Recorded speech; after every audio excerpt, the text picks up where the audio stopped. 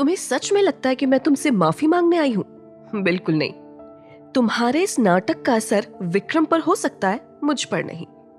तुमसे बात करके मैं अपना ज्यादा टाइम वेस्ट नहीं करना चाहती हूँ, इसलिए तुमसे सीधे और साफ शब्दों में बोलती हूँ, मेरे पति से दूर रहो।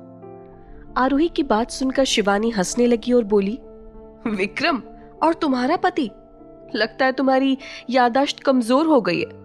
तुम शायद भूल गई हो कि विक्रम ने तुमसे किस हालात में और क्यों शादी की थी। आरोही ने शिवानी के सिर पर हाथ रखकर कहा, तुम्हारी तबीयत तो ठीक है ना? क्योंकि याददाश्त मेरी नहीं तुम्हारी गई है, इसलिए शायद तुम ये भूल गई हो कि शादी चाहे जिन हालात में हुई हो, विक्रम ने तब भी मुझसे शादी की थी और उसके बाद मेरे साथ शादी का कॉन्ट्रैक्ट कैंसिल करके दोबारा भी मुझसे ही शादी कर ली। दूसरी बार जब शादी हुई तब तो तुम भी वापस आ गई थी, फिर विक्रम ने क्यों नहीं की तुमसे शादी? इस सवाल का जवाब है तुम्हारे पास? आरोही की बात सुनकर शिवानी की आंखें गुस्से से लाल हो गई। उसने अपनी आंखें बड़ी करके कहा, विक्रम के साथ मैं अपनी पूरी लाइफ गुजारूंगी। तुम मुझसे मेरा विक्रम छीन नहीं सकती। मैं उसे किसी भी कीमत पर पाकर ही रहूंगी। बड़ी बेशर्म हो यार तुम। शादीशुदा होने के बावजूद किसी और के पति के साथ रहने की प्लानिंग बना रही हो। शादी? कौन सी शादी? प्रियांश से मेरी शादी?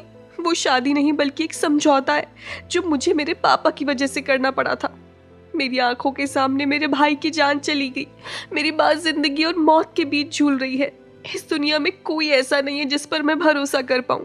मेरा पति रोज मुझे नीचा दिखाने की कोशिश करता है। विक्रम के अलावा मेरा इस दुनिया में कोई नहीं है।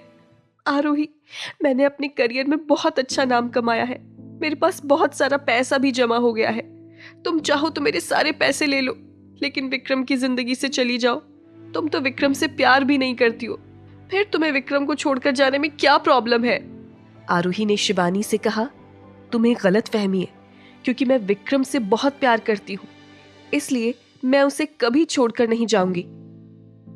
आरोही के मुंह से विक्रम के लिए प्यार का कन्फेशन सुनकर शिवानी के सिर पर जैसे बिजली गिर गई। इतना बोलती हुई आरोही शिवानी के वार्ड से निकल गई।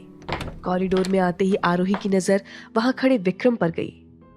विक्रम जब आरोही के बिल्कुल करीब आ गया, उसे शिवानी के वार्ड से रोने की आवाज आई तो उसने आरोही से कहा, लगता है शिवानी रो रही है। क्या तुमने फिर से उसके साथ कुछ किया तो नहीं? मैंने शिवानी को कोई नुकसान नहीं पहुंचाया है, लेकिन आपने सही सुना है, शिवानी रो रही है। उसे आपकी जरूरत है। आप उसके पास जाकर बैठ सकते हैं, मुझे कोई दिक्कत नहीं है। क्या तुम्हें सच में कोई प्रॉब्लम नहीं होगी?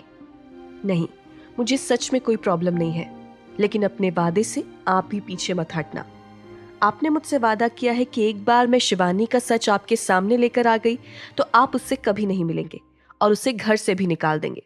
मैं जल्द ही सारे प्रूफ्स इकट्ठा कर लूंगी और इसलिए अगर आप अभी शिवानी से मिल भी लें तो मुझे कोई दिक्कत नहीं होगी, क्योंकि क्या पता ये शिवानी के साथ आपकी आखिरी मुलाकात हो।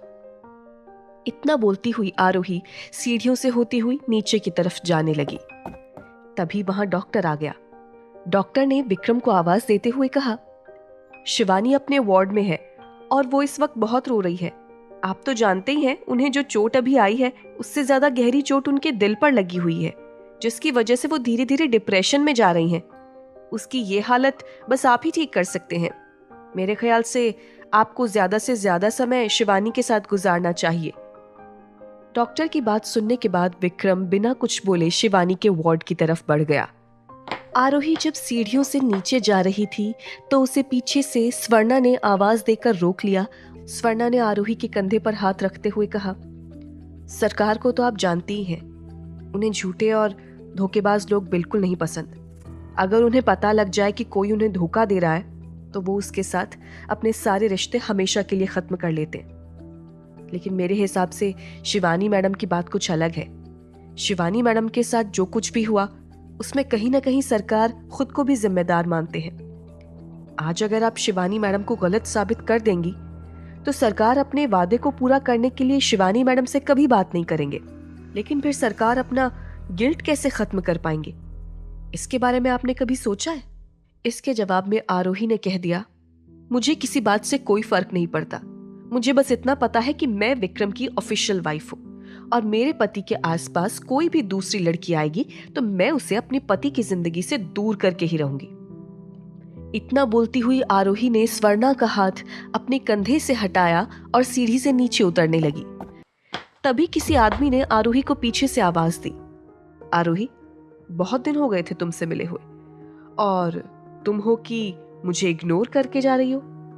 आरोही ने जब पीछे मुड़कर देखा तो वो आदमी कोई और नहीं बल्कि प्रियांश था। मुझे तुम जैसे लोगों से मिलने का कोई शौक नहीं है। मैंने तुम्हारे बारे में जो भी सोचा था तुम उससे ज्यादा खराब इंसान निकले। तुम्हें पता भी है कि तुम्हारी वाइफ को चोट लगी है और वो इसी हॉस्पिटल में ऊपर के फ्लोर पर एडमिट है। शर्म नाम की चीज थोड़ी भी बाकी है तुम में या नहीं? मैं दावे से बोल सकता हूं कि मेरी वाइफ इस वक्त तुम्हारे पति के साथ होगी। आरोही ने सोचा कि प्रियांश जैसे आदमी को मुंह लगाने का कोई फायदा नहीं है, इसलिए वो वहां से जाने के लिए पीछे मुड़ी। तभी प्रियांश ने आरोही को पीछे से टोकते हुए कहा, क्या तुम जानना नहीं चाहोगी कि आखिर क्यों मेरी वाइफ तुम्हारी शादी वाले दिन ही उस घर में रहने गई और क्यों मुझे उसकी इन हरकतों से कोई फर्क नहीं पड़ता? आखिर क्या चाहता था प्रियांश? क्या सच में वो आरोही को कोई सच बताने वाला था, या आरोही को फंसाने के लिए ये उसकी कोई नई चाल थी? क्या आरोही शिवानी का सच विक्रम के सामने लाने में कामयाब हो पाएगी? जानने के लिए सुनिए इस कहानी का अगला एपिसोड सिर्फ पॉकेट एफएम पर।